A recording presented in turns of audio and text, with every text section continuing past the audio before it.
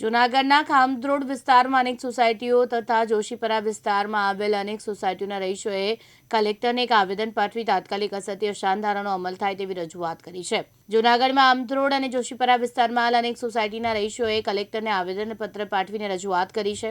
આ વિસ્તારમાં તાત્કાલિક અસરથી અશાંતધારાનો અમલ કરાવવામાં આવે ત્યાં છેલ્લા ઘણા સમયથી આ બાબતે રજૂઆત થઈ છે અને આ રજૂઆતો ગાંધીનગર સુધી પણ પહોંચે છે. આ બાબતે નિર્ણય લેવા માટે એક કમિટીની પણ રચના કરવામાં આવી છે. આ બાબતે કોઈ વહેલો ઉકેલ આવે તેવી માંગ સાથે આદિત્યનગર, સ્વસ્તિકનગર 2 અને ખામધ્રોડની અનેક સોસાયટીના રહીશોએ ફરી એકવાર આવેદન આપી આ બાબતે તાત્કાલિક નિર્ણય લેવાની માંગ કરી છે.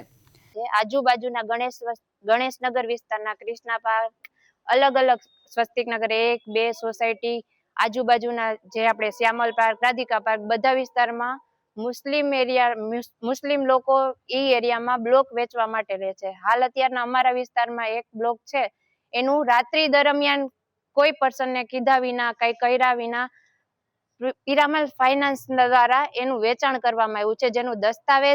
જેમનું દસ્તાવેજ કરી કે શું છે એની જાણકારી અમને અપાવડાવો કે કોને અમારા સોસાયટીના એવી રીતે અસાંધારો લાગુ કરો કે અમને પર્સનને ખબર પડે કે બ્લોક ક્યાં વેચાય છે, કોનો વેચાય છે.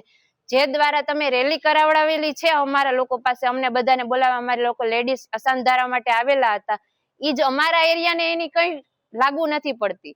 અમારા એરિયામાં બ્લોક વેચાઈ જાય છે, એના માટે અમારે લોકોને અમને એટલી સેફટી કરાવડાવવી જોઈએ કે અમારે મુસ્લિમ ધર્મ થી કઈ લાગે વળગે નહીં.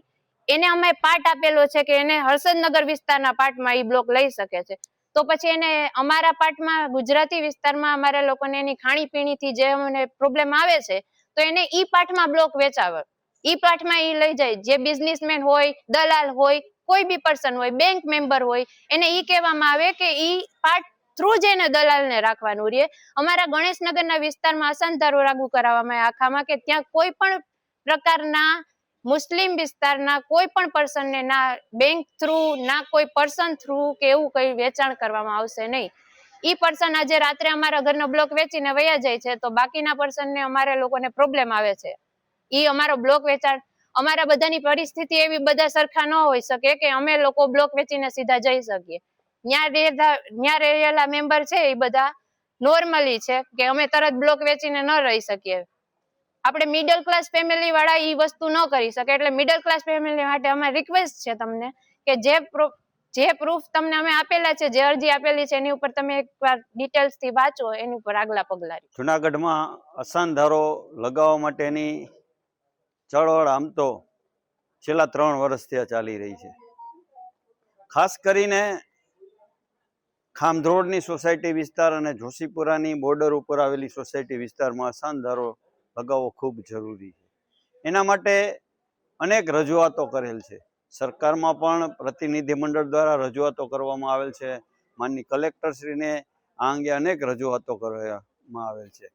હાલ અસાનધારો લાગુ કરવા માટેની કમિટીનું પણ એક નિર્માણ થયેલ છે. એ કમિટીને મળતા એ કમિટીએ એવું કીધું કે અમારો અત્યારે સર્વે ચાલુ છે અને ટૂંક સમયમાં જ અસાનધારાની અમે કાર્યવાહી કરી અને સરકારમાં આ દરખાસ્ત મોકલીશું. મિત્રો, ઘણા સમયથી આ અસાનધારાની માંગ છે. જે વિસ્તારમાં સમસ્યાઓ ઉદ્ભવે છે અને જ્યાં રહેતા હોય એ લોકોને જ આ વસ્તુની ખબર પડે. આપણને કોઈ માણસ રહેવા આવે એની સામે વાંધો નથી, પરંતુ જ્યારે એક ધર્મના લોકો રહેતા હોય ત્યાં બીજા ધર્મના લોકો આવે છે, એની ખાણીપીણી, રહેણીકેણી, એની ભાષા અલગ અલગ હોય છે અને તેમાં રહેવું આ પરિવારોને ખૂબ મુશ્કેલ છે. એટલે આજે આ સ્વસ્તિકનગર, કૃષ્ણા પાર્ક અને આદિત્યનગરની આજુબાજુની સોસાયટીના બહેનો માનની કલેક્ટરશ્રીને આવેદનપત્ર આપવામાં આવેલ હતી કે આ વિસ્તારમાં તાત્કાલિક અસરથી અસાનધારો લાગે, જેથી કરી અને જે પ્રોપર્ટી જેહાદની જે પ્રક્રિયા ચાલી રહી છે તે અટકી શકે. ત્યાં અમને લોકોને એવું થાય છે કે છેલ્લા 4 મહિનાથી અમારી સોસાયટીમાં મકાન વેચવા નીકળે છે. વેચવા તો નીકળે છે પણ વેચેલા માણસો જે વેચીને જાય છે એ લોકો 4 મકાન, 3 મકાન હતા હાલની તકમાં મોમેડિયન લોકોને વેચવામાં આવેલા છે.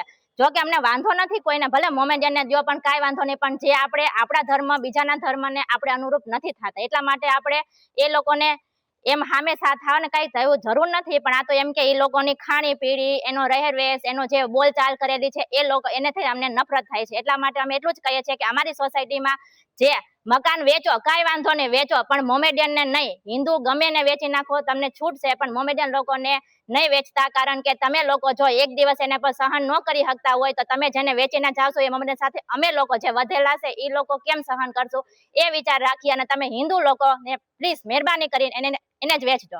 અને અમારી સોસાયટીમાં તો અધરો અધર 4 મહિનામાં 3 મોમેડિયન વ્યક્તિને મકાન મળેલા છે. તો રિક્વેસ્ટ કરીએ છીએ કે હવે પછીના મકાન છે હિન્દુ લોકોને મળે, હિન્દુ લોકોને વેચાય. હવે અમારી સોસાયટીમાં મોમેડિયન લોકો ન આવે એટલા માટે વિનંતી કરીએ છીએ. તે સિવાયના ક્રિષ્ના પાર્કમાં, અનુરાધા પાર્કમાં અને સોસિતનગર સોસાયટી 1 અને સોસાયટી 2 માં એ બધાયમાં સરકારને વિનંતી કરીએ છીએ કે અસાન ધારો લાગુ કરો, નહીતર અમે બધી લેડીઝ ભેગી થઈને અને જે પણ થતું હશે આંદોલન કરશું, ભૂખ હડતાલ ઉપર ઉતરશું, જે થતું હશે એમાંથી બનતી કોશિશ કરશું, પણ અસાન ધારો લાગુ થશે અને કરો જ.